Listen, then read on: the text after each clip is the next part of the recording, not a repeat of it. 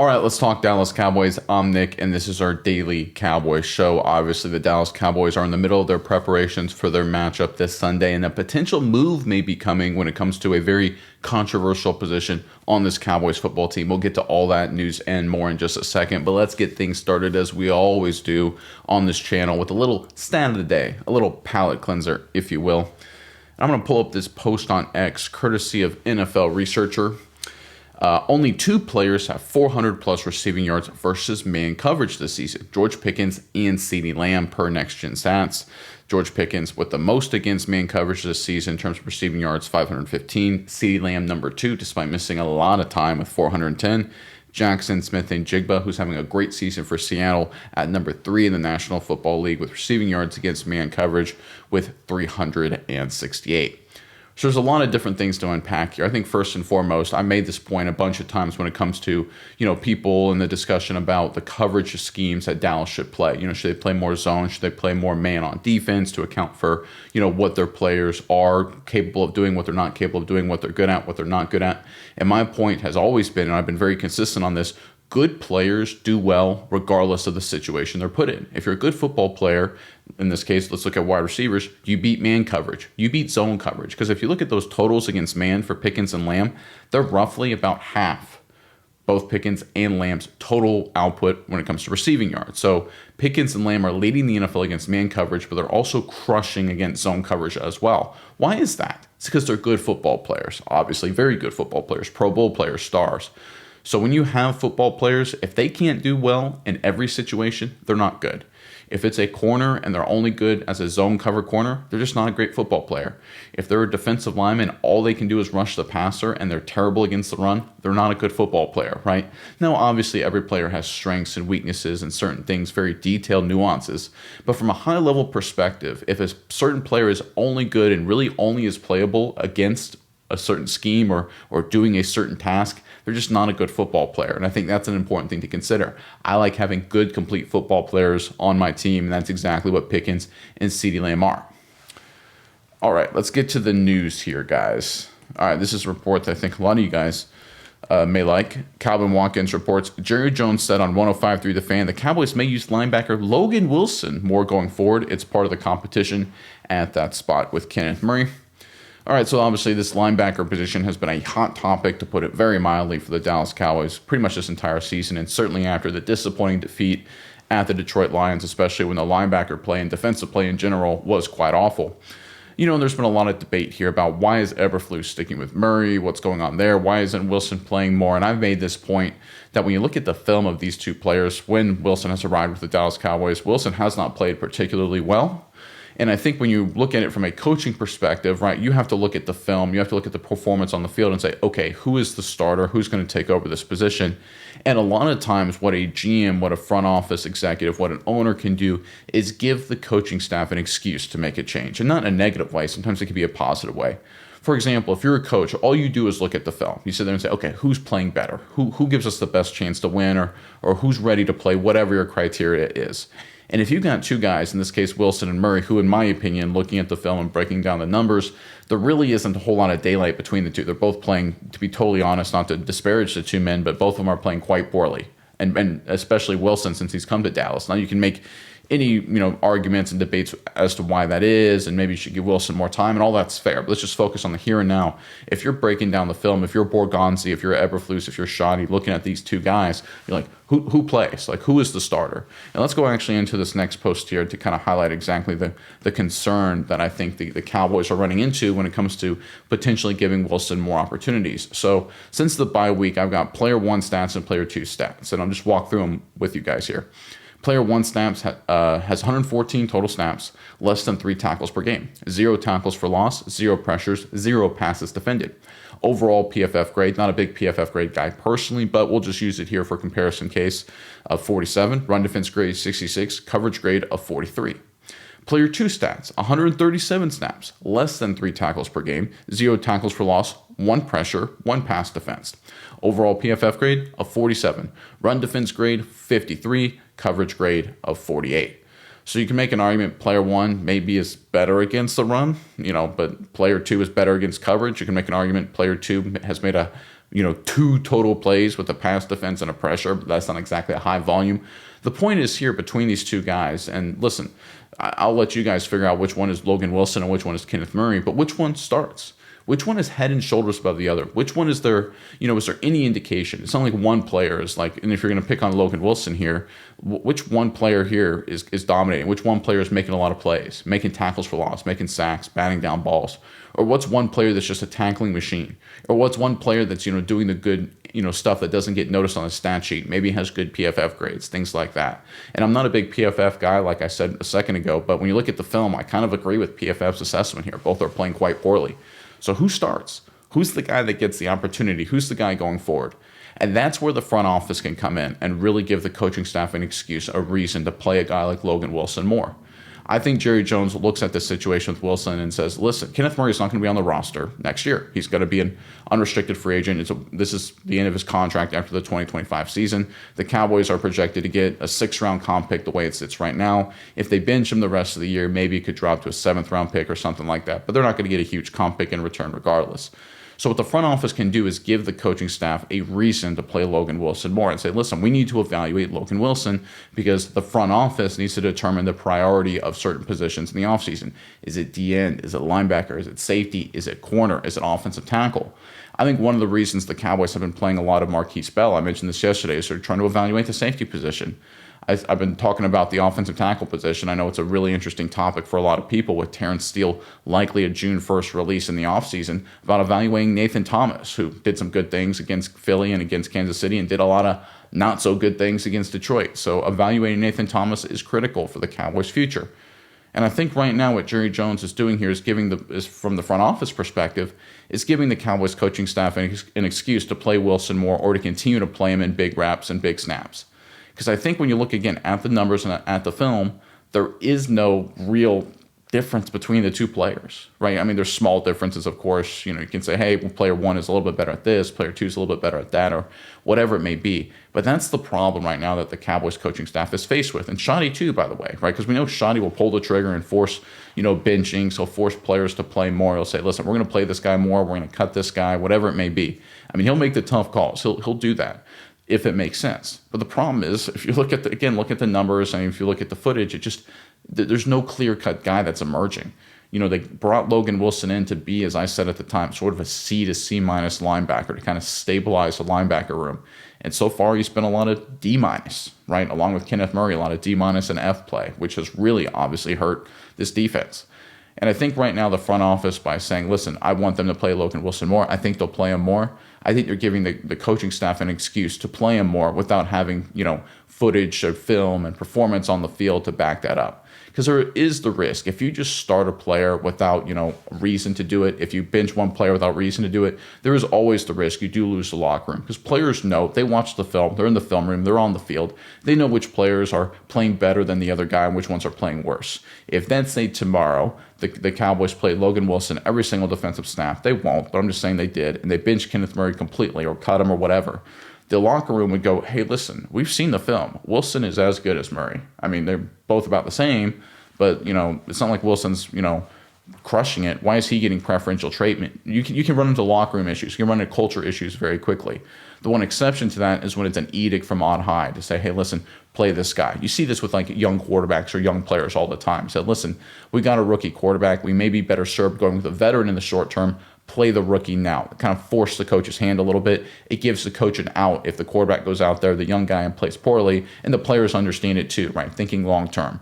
That's what the front office can do, and I think that's what Jerry Jones is doing here. Now, will he actually play more? We'll have to wait and see, of course, but I do think the Cowboys are planning to give Logan Wilson more opportunities the rest of the season as they try and evaluate the linebacker position. All right, let's get into some more news here. This is courtesy of Todd Archer, beat reporter for the Cowboys on ESPN. Jerry Jones on 105.3 The Fan on George Pickens. Just so I'm real clear about it, I don't have any concern about the debate about what Pickens did or didn't do in that game. He brings everything to the table to frankly live with what's going on with this type of criticism. Appreciate Jerry Jones again. The Cowboys organization to a man, Shoddy, Jerry Jones, every single person has said, yeah, we support George Pickens 100%. No issues at all with what he did. He's a key player for us. He's a great player for us, which I think is really obviously important to stick with Pickens. There's been a lot of commentators coming out saying, he looked disinterested, he looked disengaged, and all this stuff. And we've covered that a lot. And, a lot of the worst people have said that in terms of making questionable decisions as grown adults. And we've talked about it at the time. But the reality is, when it comes to Pickens, he's a really good player. He's a star receiver. We all know it. I brought up the numbers with the stat of the day, right? Great against man, but he's also great against zone. He's a huge part of this Cowboys offense. He's a big reason why, even when Lamb is hurt, they're still able to be productive because he can physically dominate people and just take over the game in his own right. We saw that, of course, against the Panthers. We saw that, of course, against the Green Bay Packers earlier this season as well, with Lamb out of those two games. We look at this team with CeeDee Lamb, they become basically unguardable with two guys at wide receiver. I mean, Pickens had a rough day against the Lions, but through the first 2+ quarters, CeeDee Lamb was just carving him up because he got those one-on-one opportunities and they just couldn't cover him. They didn't stand a chance, right? 20 yards per catch, 6 catches for $120. He would have easily had over 200 yards receiving, right? And even after Lamb got hurt, Flournoy was hyper-productive. Why? Because everyone was putting their attention on George Pickens. And so I think the Cowboys correctly understand he's going to be a big part of this team going forward. There's been a lot of people coming out of the woodwork and saying, I don't like Jerry Jones saying this because it's, it comes time to contract negotiations and things like that. They're going to use that against them and force the Cowboys to pay more at the receiver position. I think people that say that don't understand how human beings work. And anyone who's worked in corporate America understands the strategy here from a managerial perspective, right? One of the things that can happen, and I've been in negotiations with salary bumps and raises and all that kind of stuff, when it comes time to that in the past, and I know a lot of you guys have as well. A really common tactic, and it's a good one, is they sit you down and they tell you all these wonderful, amazing things about you. You're great, we love you, they hype you up, and then they sit there and they make you feel really good about yourself, and they give you a decent raise or a decent bump. Let's say you wanted 5% and you actually maybe earned it, but they'll give you 4.5%. But they spend the entire time making you feel good. And so when you get the 4.5% bump, you're like, yeah, that was a really good meeting. And then like a week later, you're like, wait a minute, I actually could have gotten a little bit more, right? Common managerial tactic, common, business management, business leader perspective here from Jerry Jones when it comes to negotiations. And people who think this is giving more ammunition for Pickens' camp just don't understand how that works. I think Pickens is a guy, and Mulugeta, who's part of course, leading the charge from Pickens' camp in terms of his representation. I think they understand that Pickens is a guy that needs an environment that trusts him, supports him, and wants him to flourish. And the Cowboys are saying, listen, we want that with Pickens, right? He can go somewhere else. He can go to the Cleveland Browns if they want to pay him a lot of money. Picking on Cleveland, throw Pittsburgh out there, throw a lot of different organizations out there, and watch him struggle. Watch him not fit in. Watch him have culture issues. Watch him not work with an offensive coordinator and a head coach that know how to use him and want to feed him the football, right? Watch him do that. And let me tell you that, Pickens' agent, is that what you want for your guy? And of course, the agent will understand, no, that's not what I want. It's different than the Micah Parsons situation. Parsons is such a great player. He's going to be successful regardless of where he goes, right? Very productive, outstanding, all-pro, defensive player of the year candidate. Apples to oranges here. Pickens had the talent, but had almost no production, at least nowhere near the scale in Pittsburgh. Goes to Dallas, quarterback situation he likes, teammates he likes, offensive staff he likes. This is a situation where everyone's getting along in the right direction. And I actually wouldn't be surprised if Pickens ends up taking a relatively team-friendly deal before it's all said and done. Because he understands if he goes to a team and it doesn't work out, then it becomes 3 teams in 3 years, 3 teams in 4 years, and suddenly he's a malcontent that's on his way out of football, right? However, he sticks with Dallas. He gets paid, roughly what he's worth. I think, like I said, the T. Higgins contract with Cincinnati is a good barometer. 4 years around that number, $27 to $28 million a year. He does a lot of good things, plays with CeeDee Lamb. They put up a lot of points. He looks good. He's always on TV. It's a win-win for George Pickens, and I think that's what Jerry Jones is setting up here. Now, again, devil's going to be in the details when the negotiation, really gets down to brass tacks in the offseason. I still think franchise tag is going to be the way to go. And he may play on the tag in 26, which isn't the worst thing in the world, of course. If you give him 2 years for a relative discount, there's nothing wrong with that. But I do think the Dallas Cowboys are interested in Pickens and keeping him the long term, and Jerry Jones has definitely come out in full support of that. And I think Pickens' camp, there's a reason there's been a lot of discussion from Pickens' camp so far up to this point of just saying, hey, he's happy where he is. Because the reality is both sides want him there. This is different than the Parsons deal. I think the Cowboys are going to get him extended at some point unless something really crazy happens. And I don't think it's going to be an earth-shattering deal one way or the other. All right, this next report, It's courtesy of Bob Sturm. I saw on X, and I commented on it as well. But what he did is he plotted the Cowboys' rushing success rate by week, the red line, and the 40% target line, that's in blue. So I guess 40% rushing success rate is, I guess, the theoretical target of what you want to hit. And you can notice there, you can see week by week as the Cowboys work through the season. And you can what Stern noticed is that weeks 1 through 5, they were third in the NFL with a rushing success rate with 48%. Week 6 through 14, they're 30th in the NFL with 35% rushing success rate. Stern notes that could be a big problem, and it certainly is very interesting. But here's what I noted, and this just speaks to, I think, stats, from a perspective, from a high level perspective. The Cowboys' 3 worst offensive performance, the Bears, the Broncos, the Cardinals, they all had better than that 40% targeted rushing success rate. 55% against Chicago. If you look at, they were over 40 against Denver and over 40 against Arizona. In fact, they were, again, 50. I think they were 52% against Arizona, all things considered. So that was 3 really good, at least well above average rushing success rate performances, and the offense really struggled in those 3 games. So the question is here, is this data worth anything? And I think the answer is no. Right? And you can even note the last 3 games. I thought the Lions was the worst rushing performance of the season for the Cowboys since the bye, at least. I'll put it like that. I thought they didn't do great against Philly. They didn't do great against Kansas City. But I thought running the football, they were solid in those games, acceptable. But according to this success rate, the Lions was actually better than Philly and significantly better than Kansas City. So again, that could be just my feeling. That's just be my perception. But I do think this number, this metric here, while it's interesting, it's a cool data point. It's kind of something to talk about, and maybe it could tell you something. I don't think it tells you anything. I think you look at the Cowboys' worst offensive performances, and the rushing success rate was pretty high. You look at some of their best offensive performances. I mean, they scored 31 against a good Kansas City defense, right? You can look across the board here. They had some really bad rushing success rates and still put up a lot of points. I mean, I think at this point you can sit there and say, yeah, you want to run the football better. I get it. But sometimes statistics are just, they don't tell you anything. And that's important too, right? A null hypothesis is still an answer, right? Hey, does rushing success rate correlate to offensive success? And right now, looking at this plot right now, I don't think it does. That doesn't mean it's not useful. It's just, that's an important piece of information to know by itself. Hey, rushing success rate really doesn't, at least with Dallas in 2025, doesn't really correlate to overall offensive success on an efficiency basis, on a points basis, right? And I think that's good information. That's valuable information. But again, that's not what Sturm's saying here. And I think that's important to understand here, is that sometimes statistics, the answer is that they don't tell you anything, and that's okay. And you got to recognize and understand that too. All right, this next report here, it's kind of the big news yesterday in the NFL.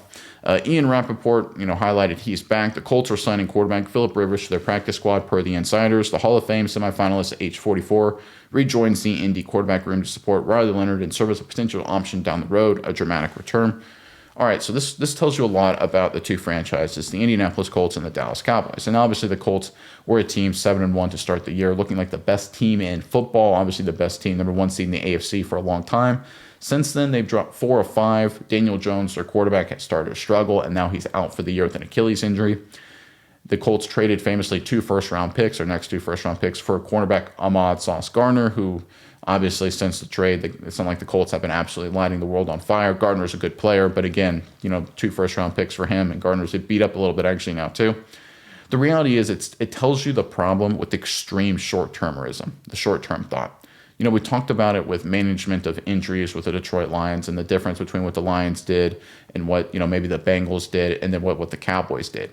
But when you're hyper short-term, which is what the Colts were, right?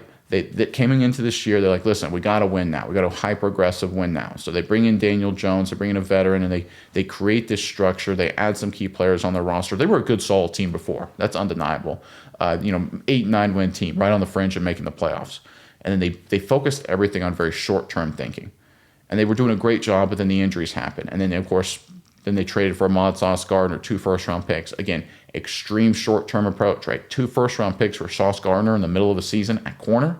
Corner, I know people want to talk about the cornerback position, is probably one of the least valuable positions in football because there's at least 3 corners on the field at all times in today's NFL. So teams can really easily, the impact of a corner is not the same as it was in the 90s when there's only 2 on the field, and a guy like Deion Sanders or Dale Green can eliminate half the field. right? It doesn't work that way in the NFL, right? There's three corners. Teams are so spread out. They can attack defenses. Even if you've got a great all-pro guy, even if you got two really good corners, teams can attack you all day long. And especially because of the rule changes, it's even harder for the cornerback position.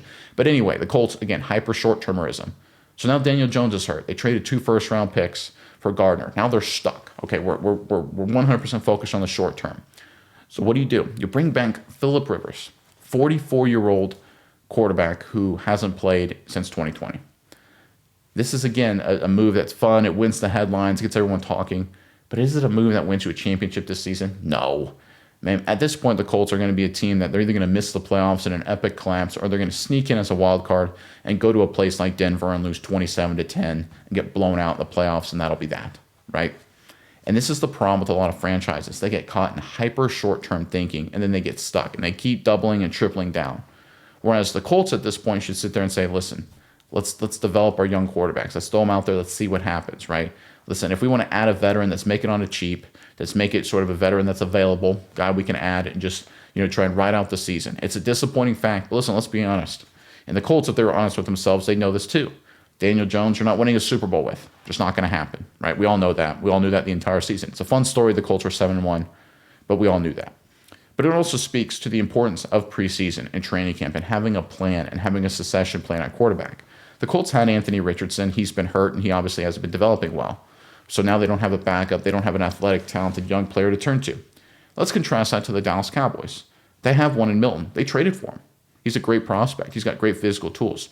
They gave him a ton of reps in preseason, almost all the reps. A lot of reps in training camp. He's played some in mop-up duty this season. Again, they have a succession plan. They have a guy ready, waiting in the wings. Again, the Cowboys have a plan. They have a young guy, developmental guy, that they've been continuing to treat and work with all the way back since July. Again, the difference in organizational approach. Hyper short-term thinking. The Colts all in on Daniel Jones, for God's sakes. Trade multiple first-round picks away for Gardner, right? All in on this season. This is going to be our championship or bust season with Daniel Jones at the quarterback. They got blinders on. They got blinded by the fact that they're 7-1 without really being a 7-1 team. And the reality is right now they're an 8-5 team that's collapsing, and they have no future prospects at quarterback. Again, Daniel Jones, again, is their starter next year, the way things are looking. He's got an Achilles injury, so he may not even be ready by the start of the season. They got no first-round picks the next 2 seasons in a division right now where they're probably the third best team in it, right behind the Houston Texans and the Jacksonville Jaguars. So right now, who would you rather be, guys? The Indianapolis Colts at 8-5 or the Dallas Cowboys at 6-1? Rather be the Dallas Cowboys, and it's not even close. Right? And listen, the Colts may make the playoffs. Heck, they may even steal a playoff win. Who knows? But you look at organizational directions and the moves teams make. Would you rather be hyper short-term and try and just steal a win or two to get to 10 wins for 1 year with the future totally just completely screwed up? That's where Indianapolis is right now. They've got a good roster. I think they've got a good coaching staff. But I think their future is going to be really bad because they put themselves in this position. Or would you rather be the Dallas Cowboys? Right now, they're not maximizing for the future, or for the present, at all. They're 100% focused on the future. I've talked about that a lot. And they've set themselves up very nicely for the future, while also being competitive now, kind of frisky now. And listen, obviously, we all want to see the Cowboys win games, and we'd love to see them, make a magical run to the playoffs, however unlikely that is. But would you rather see the Cowboys sneak into the playoffs, get bounced in the first round, and then, okay, what's the plan for the future? We have no plan? Would you rather have that? Or would you rather have a process and a system in place and a long-term trajectory that's good? I'd rather be the team with a long-term trajectory that's good than the Colts right now that are kind of looking around like our future that looked really good at 7-1 now looks really bleak. All right, this next report here is courtesy of former Cowboy Carl Lawson, guy who stepped up last year, did a lot of good things with Dallas. And it's just sort of a comment here on the situation with, content creators and social media personalities. And I run into this a lot because I spend a lot more time on social media than I used to doing this daily show, looking at what people are saying, reports and things like that. So there's a guy who's a big Ravens guy. His account is Ramey on X. He says, so Carl Lawson was waived by the Baltimore Ravens. And he responded, Carl Lawson genuinely had to be putting out some of the worst practices known to man, which obviously is, kind of a harsh thing to say. Lawson's been a good player in the NFL for a long time, far from a great player, but a good situational pass rusher. He steps up when his number's called. He's done that the past couple of seasons. And then Lawson responded, nope, not at all, quite the opposite. Some of the best, actually, organization needed to do what was best for them. Roster dynamics, still a great place, thankful for the opportunity. And I think it speaks to, there's a lot of people, and I'm sure you guys see this in Cowboys content creators, and maybe you see this with some of the stuff I say, I hope not, where it gets, again, very just sort of like, oh, a player gets cut, or a coach gets fired, or a player should get cut, or a coach should get fired, or whatever it is. And you just lose sight of, listen, there are other dynamics at place here. Like, just because a player gets cut, or just because a coach gets fired, or just because you think that should happen, doesn't mean that player's not doing a great job, or that coach isn't doing a great job, or that whatever is not doing a good job. Like, there's dynamics here. The NFL is a brutal place with the roster structure and the coaching structure and the salary cap. Guys get fired. Guys don't get renewed for a lot of different reasons. So it's very quick, and I see this a lot on social media, and I think it speaks to the ills of social media, where everything is so hyper negative and extreme all of the time that you see one thing happen and like, that's it, he's the worst of all time. I mean, we've seen this with Dak Prescott. The guy has a mediocre playoff game, once or twice in his career, and suddenly he's the worst quarterback in football. It's a meme, right? It's sort of kind of hilarious, like, because it's obviously not the case. But that's just what happens with social media. And sometimes we can fall victim to it. And I appreciate Carl Lawson responding this way, because it's just a good reminder to us that, hey, there's a lot of dynamics at play here. And I also think it also speaks to the fact that Carl Lawson, I love the maturity. I love the grown-up nature. It's a refreshing thing to see. He was obviously that kind of guy with Dallas last year, stepping up with all the injuries Dallas had at defensive end. I think there's, young players out there. Be more like Carl Lawson. I think he's an example. Compare Carl Lawson and his social media presence and what he says publicly to what Richard Sherman said about George Pickens, right? Night and day. The example is Lawson in terms of positive example. If you're looking for a negative example, that's Richard Sherman. All right, this next report here is kind of a funny one. After the Chargers beat the Eagles, which I'm sure a lot of you guys were following on Monday Night Football, Jim Harbaugh was asked about the significance of the win, on the joy he felt in the Chargers win, and he responded per ESPN, I'd put it in the discussion of the birth of my 7 children and my marriage, which is hilarious. I mean, I love Harbaugh for things like this. Now, obviously, he doesn't mean it, or at least I don't think he does, but it's just hilarious, Harbaugh's approach. And it speaks to how important authenticity is from a head coach perspective, because Harbaugh is and has always been this kind of quirky, like goofy guy, right? The khakis and all that kind of thing. That's just who he is. That's how he's always been, whether it was with the 49ers, Stanford, Michigan, now with the Los Angeles Chargers. And I really like it. Again, leadership isn't necessarily having a certain style. It's being authentic to yourself and who you are. One of the problems with a lot of Bill Belichick assistants when they took on NFL coaching jobs is that they tried to be, Bill Belichick. But they weren't. They were McDaniels. They were Matt Patricia. They were whoever, right? Eric Mangini. And the reality is they needed to be themselves. And because players and everyone in any situation, you can tell when a leader's not being authentic, when they're being fake. Harbaugh's never inauthentic, right? He's never inauthentic. I think I got that right with the double negative. He's always himself. The reality is this is incredibly important for leadership, and it speaks to why Shadi's authenticity is really important. It's more important to be who you are than to be a certain style of a leader, and Harbaugh's got it, and I think Shadi understands that as well. All right, let's get into the comments for today, guys. This first one is member comments, right? Let me lead with this, as always. Members always get priority with the comments, so if you want to make sure your voice always gets heard, become a member, because that's my promise to members. I will address every member comment, and I will address every member comment first. So if you want to make sure your comments get top billing, become a member of this channel. It's a big help to me. I greatly appreciate it. But Milton Harmon 1458 writes, commenter, stop palate cleanser. No. Love it, bro. Keep it, and the link to the videos too. Thank you for the comment, and I certainly will. Thanks. I really appreciate it. It's Juma of 3231 writes, I've been a firm believer that talent was the reason our defense has been so bad, and I do believe that is the case, but I think the DC isn't helping. Again, the jury is still out. Let's see what happens against the anemic Vikings offense. I'm slowly moving towards fire everyone on that defense, but the starting 5 D-line, Demo, Maris, 3 corners. This defense needs a complete overhaul, which of course easier said than done. To the comment of how we needed to go 2-1 in the stretch and how everyone flipped after losing to the Lions, it's because the 2-1 needed to be the Eagles and the Lions. Conference games matter more, hence why the playoffs chances dropped from 50% to 90% after the Lions. All games aren't equal. That being said, the Eagles win might have been the most important one. Yeah, it's a good point on standings and tiebreakers and things like that. That's 100% fair. But I think the Cowboys' odds of making the playoffs, again, were always very minimal. Again, I think if they won that game, I think it was 39% against Detroit, 40% if I remember correctly, which again is basically a 60% chance you're not making the playoffs. So even if the Cowboys had beaten Detroit, they were a heavy underdog to make the playoffs. at that point. So again, that's important to understand as well. And listen, the reality is it's the tough road to hoe. You start 3-5-1. There's unless you win out, basically, you're not making the playoffs, or you have a very, very easy division like what we see now currently with the AFC North, for example, or the NFC South, for example, where hey, maybe 9-8 gets you in, right? And right now the Dallas Cowboys, if we're being totally honest, they're not a playoff team. They're a really good offense, and they have flashes of defensive talent, but like you brought up, they've got talent deficiencies. Linebacker position outside of Overshown is terrible. The safety room is C- at best, right? Defensive end outside of Ezeraku and Clowney is D+, D level, right? If we're being totally honest. Corners are super young. I think there's potential there, but they're super young. I say this all the time, but look at the Cowboys cornerback room. Has it ever been this young? Again, Revel, rookie. Stewart, might as well be a rookie. Carson, might as well be a rookie. Deron Bland, the savvy vet. He came in the NFL in 2022, right? I mean, this is the Cowboys cornerback room right now. So it's a lot of extreme youth. They've got a linebacker room that's very bad. Defensive end that has no depth whatsoever outside of Ezeraku and Clowney as the starters, who are good, solid players, but they're not exactly, they're not superstars. Neither of those guys are Pro Bowlers. I think Ezeraku could become one, but he's not there yet. The reality is the Cowboys' defensive talent just isn't there. Now, I do agree that DC maybe isn't helping things, and that's an argument to be made. And I also think when people look at certain matchups going forward, you guys have to understand that this defense is bad. They're going to be in a bad position in every matchup because you're a bad defense, right? It's just one of those things, right? You don't sit there and say, well, we're a bad defense. We played a good offense, so we'll play better against a bad offense, theoretically. That's not how it works, right? You play bad defense, you play it all the time.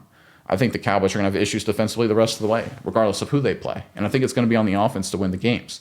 Now, I do think the defense can make things a little easier, get some takeaways, get more stops. I think that will be important.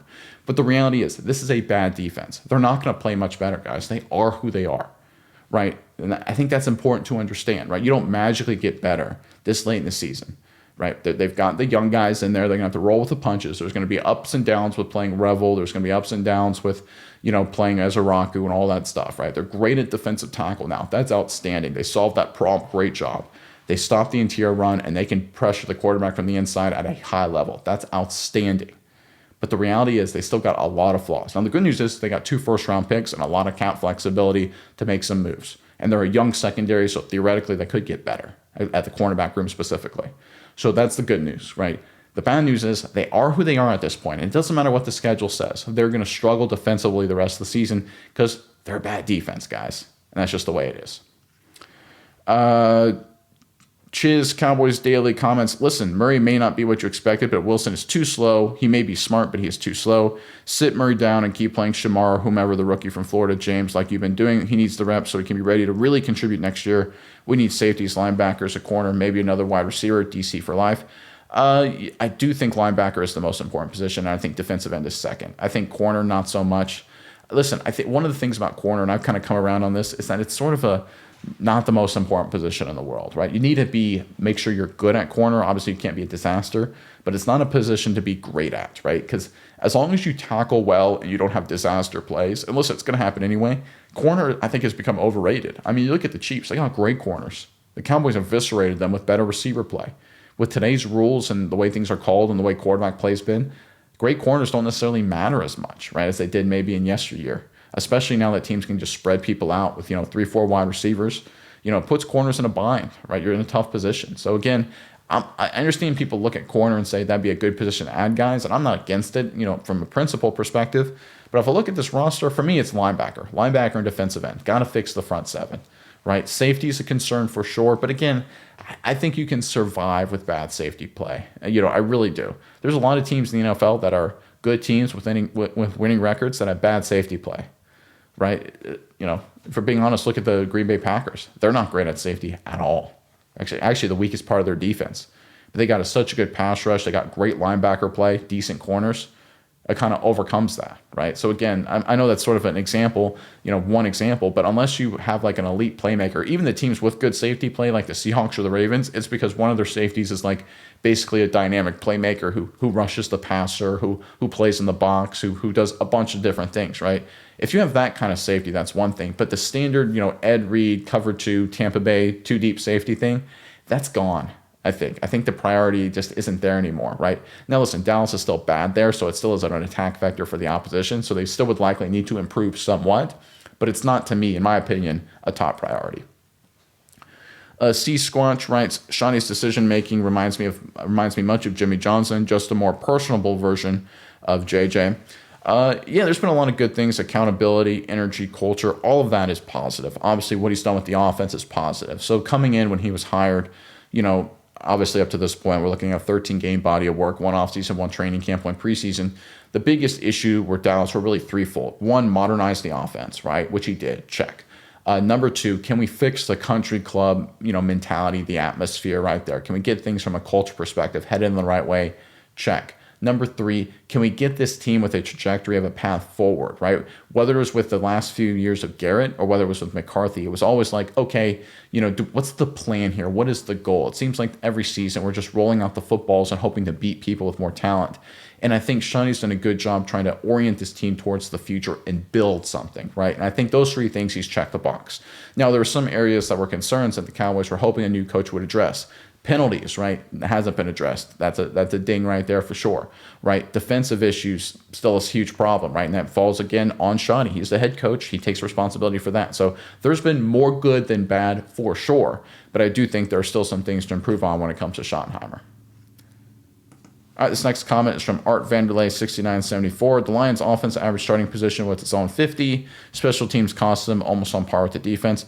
I don't disagree with that at all. That's, again, it's a tough game. It was a weird game, right? It was one of those weird games because the Lions, generating big plays on offense, big plays in the return game, and getting takeaways. It was just sort of a weird game, just the flow of it. And now the Cowboys got some big plays too, sure, but it was just kind of like every other play was like a sack, a run for no gain on both sides, right? It would be like the Lions would run for 1 yard, Dallas would, throw an incomplete pass, and then boom, a 40-yard play, and then boom, a 30-yard play for the Lions, and then a 50-yard kickoff return, right? It was one of these weird games where it was, instead of, how games normally flow, where it's like, okay, 8, 15, 30, 15, 12, 3, 7, like in terms of yardage. This was like nothing or everything, every other play. Very, very weird game.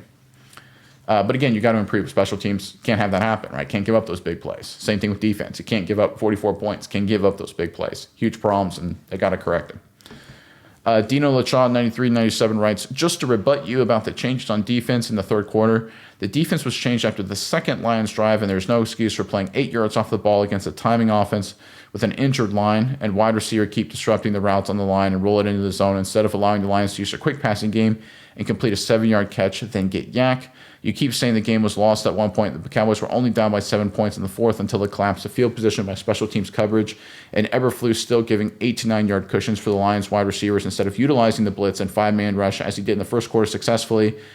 He went to that soft zone instead of zone blitzing that could occur using overshow in the middle at the A and B gaps where he excels instead of trying to blitz Reddy Stewart. I also believe the Cowboys are trying to win this year, especially when Shotty says each game is a championship opportunity, and he makes it clear since training camp the goal is to win the Super Bowl as he's building the new team culture. Both things can be true. Yeah, a few different things to unpack. I'll start with the last part first. There is sort of a paradox there when any time you're trying to build a team, right? Because we all know this. Shotty knows this. The front office knows this. Everybody knows this. Cowboys are not a Super Bowl team. They were never a Super Bowl team. Even before the Michael Parsons trade, after Michael Parsons trade, after the Quinn and Williams trade, not a Super Bowl team. They just weren't. You don't lose 5 games in the first 9 and be a Super Bowl team, right? Right now they're 6-6-1. They have 6 losses. Not a Super Bowl team, guys. Right now, I guess theoretically it's possible something magical could happen because people say, "Oh, the 2011 New York Giants." I get it, but that's just not how it traditionally works. Those are aberrations. Most of the time, the Super Bowl teams, usually by like week 6, the Rams, the Seahawks, right, the Packers, right. Those are the Super Bowl teams in the NFC right now. Could something crazy happen? Sure. Right, I could make an argument. Maybe the Lions, they got 5 losses, but I think they've got enough experience. They could go on a run. We have to see how they finish out the season. I think they're a Super Bowl caliber team at home. The problem is the way they've lost some games, they'd have to go on the road, and that's a different road to hoe for them. But the reality is, if you look at this football team right now, not a Super Bowl team, not even close. Now, it doesn't mean you don't try and win a Super Bowl because the goal is to win every single week, right? You're obviously trying, but you also have to juggle the reality of the situation you live in. So, I remember reading about a long time ago, there was a former Navy admiral who was a POW, I believe, in Vietnam. His name was Stocksdale. And he talked about, surviving POW camps and how people did it and the way you could be successful and find a way through that just horrific situation. And he said you had to manage a paradox. And it famously would later be called the Stockdale paradox. He would said you have to juggle two things at once. One, you always have to be positive and believe one way you will go home. But two, you also have to embrace the reality of the situation you're in. You're at POW with no way out right now. And he said the people that struggled in POW camps were people that said, okay, I'll be home by Christmas or I'll be home by next month or next year, whatever it may be. And then that deadline would happen and they wouldn't be home and they would give up. Stockdale's paradox is understand and embrace your reality, but have positivity and a goal for the future, right? That's where the Cowboys are in right now. Shoddy's embracing the reality, saying, listen, we're trying to win every single game. Or I'm sorry, he's trying to be positive toward the future. He understands the goal is the one way to win a Super Bowl, right? Listen, our goal is to win a Super Bowl. We're trying to win every game. But you also have to embrace the reality, right? Okay, we're not a Super Bowl team. Play some young guys, right? Make some changes, build the culture, right? If the Cowboys wanted to maximize to win now, they would have played Diggs. They would have played Clowney. They would have rushed people back from injuries. They wouldn't have waived Elam. I know Elam wasn't a good player, but he was a veteran. Could have been a depth piece maybe down the stretch, right? This is what the Cowboys have done this entire season, right? Every step along the way, they've done everything possible for the long term, right? They're still trying to win now. Again, that paradox in place. They're trying to win now, for sure, but they understand the reality they're in, that this is a team that they're trying to set up for the long term because they're not a Super Bowl team right now. I mentioned the Indianapolis Colts, the short-termism mindset. The Colts think they're a Super Bowl team. They never were. Never close. They were 7-1 with Daniel Jones. Great story. Daniel Jones is your starter. You're in a weak division. You're not a Super Bowl team. We all knew that. Everyone with half a brain knew that. But the Colts themselves, they got the blinders on. They didn't realize that we're not a championship team, guys. We don't have a championship quarterback. We may not even have a championship coach, right? We got a great offensive line, a great running game, good defense. Receivers are okay. Good young tight end, good special teams. But we're not a championship roster. It's not like they were 8-0 beating everybody by 50 points, right? They were hyper efficient. They were a statistical anomaly that fell back down to earth. That's where they are, right? And that's just a reality. And if you don't embrace your reality and understand it, you will make dumb mistakes. That's what the Colts have done. The Cowboys have avoided that. Now, when it comes to the defensive adjustments, my point was I wasn't saying the game was lost in the third quarter. I'm just saying the situation changed. So it just reminded me of a game I played in college a few years ago, where we came into a game from an offensive perspective. We had a good game plan trying to attack the opposition. It was a good scheme. We had practiced all week. We knew how to really get after them. And early in the game, we had some success with our game plan concepts, and we're moving the football pretty well. But, we were trailing, I think, a little bit. It was a good game, maybe like 10-7 or something like that. I don't remember the specifics exactly. But then we got the football back at one point, and we tried to run a trick play that we had set up, and we knew we were going to get them, and it was wide open, and we just missed it by just a hair. Okay, then we got a punt, and then we end up getting the ball back a little bit later, but we're backed up at our own 3-yard line, so we have to change our offense to get out of the shadow of our own end zone, and we end up punting. We end up going down by a score, and then we get the ball back. Now it's 2-minute. We have to run our 2-minute offense, and then we don't score there, and then we get the third quarter going, and then they score to start the third, and suddenly you look up, and we were down 14 points, middle of the third quarter, and we had our entire offensive game plan and everything we had wanted to run all week, and now we've got maybe 3 or 4 possessions left in the game, maybe, right? And it's just one of those things that just got away from us, right? Just by the circumstances of the game. Nothing wrong that the coaches did, nothing wrong that, how we executed. It was just, hey, we ran a trick play, it was wide open, didn't hit it. Situations, we were backed up, had to run our backed up offense. Then we had to run 2-minute, and then suddenly our defense couldn't get stops. We gave up a long drive, and now we're down 2 or 3 scores late in the third quarter. We can still run our game plan, but we have to do it with a different tempo, a different set of urgency, because we only have so many possessions left. That's my only point, is that the game situations can change what coaches can and do call. Now, I'm not excusing Eberflus and what he did or didn't do. Look, obviously, he called a bad game. They played a bad game, right? That's 100% factual.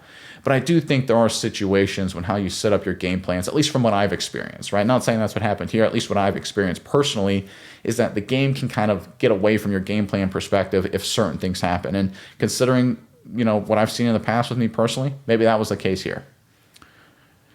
All right, Ronald Alexander, 5517 writes, for all the criticism Dallas gets, word will get around to future free agents that they take care of players' health. That is important when money is roughly equal. As a fan of the game since the 70s, I still remember the rub some dirt on it, you'll be all right mentality, but we evolved, at least I hope we have, so if CD needs more time, sit him down. Changing the subject, I heard that Robert Saleh was interviewed for the DC position. If you have one question, why didn't Dallas hire him? Well, listen, I have no idea, right? I mean, I think he interviewed for the head coach, right? I think he was, now you could fact check me on that. I think he was one of these guys they brought in an interview for the head coach. I don't know if he was ever interviewed for the defensive coordinator position. 100% sure. Maybe I'm wrong about that after Shoddy was hired. But again, doesn't matter. It's in the past, right? Listen, sometimes some coaches are good fits in organizations and not good fits in others, right? We've seen it all the time, right? Where, a coach is a bad offensive coordinator or a bad defensive coordinator somewhere, and he goes somewhere else and does great things, right? So, again, just because Saleh has done good things as a DC in some spots doesn't mean he would come to Dallas and not really struggle, right? So we don't know. But I do think, obviously defensive coordinator could and seems very likely will be a very, very important position to watch at the end of the season in terms of what Dallas does there. And listen, I think Eberflus, he knows he's on the hot seat. He has to know he's on the hot seat. I mean, he's not an idiot. He understands the defense is playing bad, and a lot of it is what he's tried to do. And Shoddy has had to take over meetings and make some changes. Not a good look for Eberflus right now, the way things currently sit, and he has to know that. BMR Collects writes, I was skeptical when they hired Shoddy as the head coach because from the outside it looked like a lazy search for the head coach. But as we stand today, I really like him, and I think the organization got this one right. Yeah, I don't know if there's a head coach in this century, in the 21st century, that could have handled the Micah Parsons drama, though the George Pickens silly drama in that too, and of course the Nealon tragedy, and done it any better and kept the team together the way Shoddy has. We've seen, Wade Phillips lose the team before. We've seen Mike McCarthy, this team go on disastrous losing streaks where things just continually fall apart. We saw it in 2024.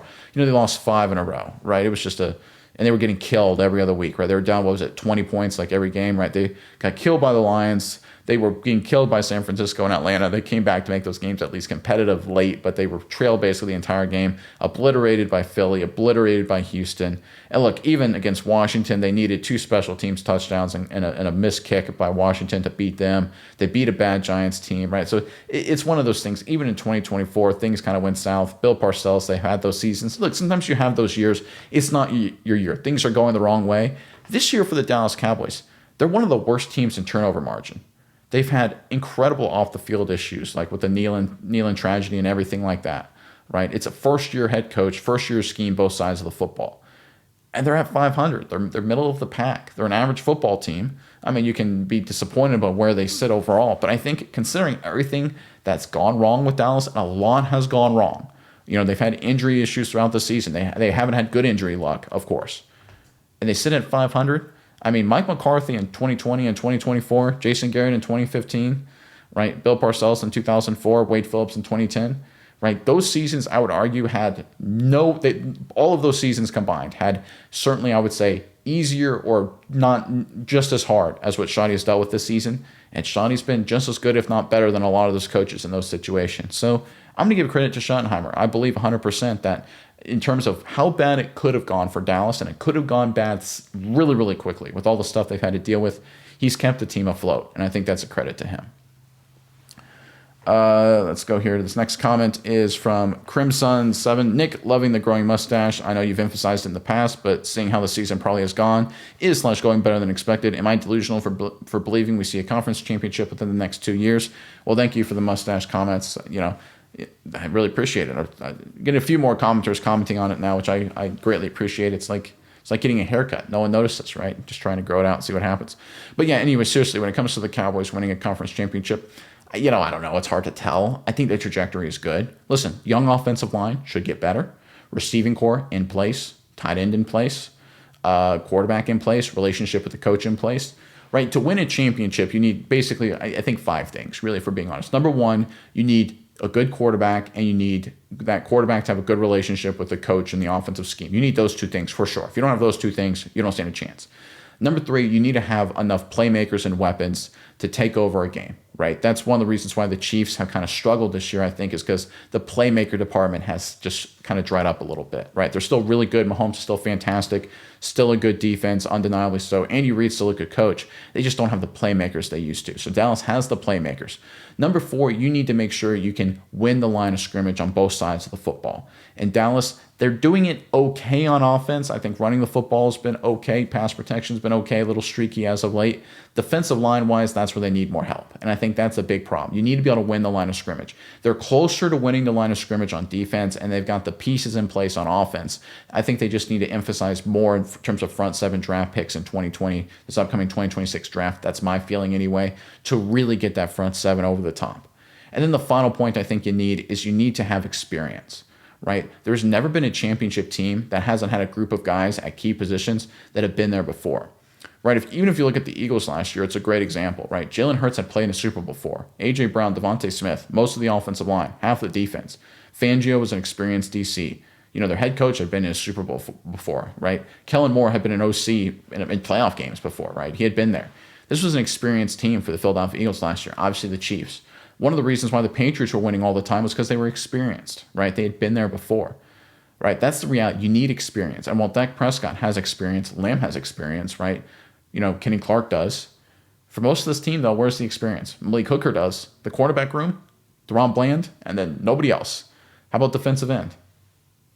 Right? In terms of the future of your team, right? It's going to be Ezra Raku, and, he's young. He's a rookie. Overshown, really no experience, mainly because of the injuries. Leafau, no experience, right? So again, this is a team that just doesn't have a lot of experience. O-line, Guyton, no experience. Nate Thomas, no experience. Beebe, no experience. Booker, no experience, right? Again, it's a young group. They don't have zero experience on the roster, right? They're not like a team that's never been around big games ever. But the reality is they're still so young at a lot of positions. Offensive line, corner, different spots at linebacker, defensive line, right? Even Pickens, again, he's a guy who's played in some playoff games, but even he's super young. So the reality is this is a team that doesn't have enough experience to be a championship team. That's why, to me, 2025 and 2026 is about building that, overcoming adversity, knowing how to win, learning how to compete. I think that's why what they've gone through this season is really important. And I do think the trajectory is good. Now, I'm not going to predict anything because when I've done that in the past with the Cowboys, either positively or negatively, I'm usually quite incorrect. So I'll hold off on the predictions, but I do think the trend is good. I think they've got a plan in place. Jim Hollywood, 2763, writes, just kick it out of the end zone and let them start at the 35. Yeah, maybe that's what they do. I mean, it kind of stinks to do that, but if they can't cover kicks, you got to do that. David Williams, EQ2XQ, defense is allowing too much free release instead of disrupting the timing. Yeah, they tried to disrupt the timing a couple of times and they got burned too. So I think it's a talent issue, right? I think it's across the board. It's talent and scheme. You can make an argument both, but the reality is they try to disrupt the timing. We saw Jamison Williams, we saw Monroe St. Brown, we saw Revel get flagged, right? They tried to disrupt the timing against the Lions and they just got burned. Now, it doesn't mean you don't stop trying to do it. I just think they were bad in every situation. Off coverage, press man, they were bad against Detroit and everything. Coach CG writes, yes, the special teams needs a big change, and kicking the ball in the end zone is the easiest change. Also, firing Flus or having him release play calling and game playing to someone else on the staff is what's really needed. Yeah, but at this point, 4 games left, you got to let this sucker ride, right? If you try and make changes this late in the season, there's only one time in NFL history I remember it ever working, and that was like the Ravens, I think in 2010, where they made an offensive coordinator change late in the season, and then Flacco just went on like a super heater, and they were a defensive team. Like, that's the only time it's ever worked, right? And I think the Dallas Cowboys aren't the 2010 Baltimore Ravens. Again, the Baltimore Ravens that year, I think, they'd gone like 13-3 the year before, right? They were in 12-4 the year before that. They were like a stacked team that was underperforming, so they're trying to make some changes for the playoff push. Dallas isn't that kind of team. 2309119 writes, don't forget Quinn's decision to let Jane Daniels play when they had nothing left to play for is head coach malpractice. Yeah, I talked about that the other day. Boy, oh boy, are you glad Dan Quinn's not your head coach now? I mean, are you talking about mortgaging the future of your franchise? I don't understand. For a team that's 3-9, now 3-10, to have Jane Daniels 4 times, to keep having him go back out there, to keep getting hit. Oh my goodness. And by the way, the stash looking thumbs up. Thank you. I appreciate it. And finally here, Finster 3386. I think a lot of people are like me with Eberflus. I felt it was a meh hire at the time, and the defense is horrendous. Therefore, we aren't willing to give him the benefit of the doubt. If they do replace him, it has to be with a clear upgrade, not another meh hire. I agree with you there. That's a fair point. That's like, it wasn't a very inspiring hire. It was kind of like, it was an okay hire, nothing special, right? Eberflus wasn't a great head coach for Chicago, was a good, never really seen as like a genius defensive coordinator. However, you can always jump out of the frying pan and into the fire. The Cincinnati Bengals, they had Lou Anarumo. They got rid of him, brought in Al Golden, a defensive guy, younger guy, changed the defense up, modernized the defense, add a spark of energy, and they got a lot worse.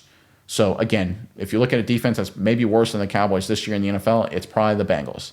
I'm not saying it's Golden's fault, but I'm just saying if you look at, you can always technically get worse. And I'm not saying, Eberflus shouldn't be fired or that he should be fired. I'm just saying, like, just because a guy is a sexy hire or not a sexy hire doesn't mean that he's a good hire or a bad hire. I mean, Shoddy wasn't a sexy hire, and so far so good from the Cowboys head man, at least up to this point in terms of all the positive things we talked about. All right. Okay. That's enough comments for today, guys. Thank you guys for commenting. Really appreciate it as always. Yeah, very interesting to see what the Cowboys do the final, quarter of the season, final 4 games. Listen, I think there's a lot of people, every game is tough. Every game is a challenge. The team is 500 for a reason. So, listen, there's, every single team they have down the pipe, they've got good players. They got rivalry games on the road left. They got a playoff opponent in the Los Angeles Chargers coming up. They got short week against Washington playing Christmas, right? Then they have to go to New York. That's a tough situation. The Giants are a frisky squad. They've underperformed. And of course, Minnesota. Minnesota was a playoff team last year. They won 14 games. They've underperformed this year, and they just played their best game of the season. So all these 4 games left, these aren't, these are not games to take lightly, guys. These are 4 really good challenges for this Dallas team, and we'll have to see what they do down the stretch. Hoping to see some improvement and hoping to see a strong finish to the season. See if they can build momentum heading into the future. But I'll be here tomorrow, as I am every day, to talk with you guys with the latest Cowboys news. But until then, I'm Nick, and this is Saturday Morning Inspection.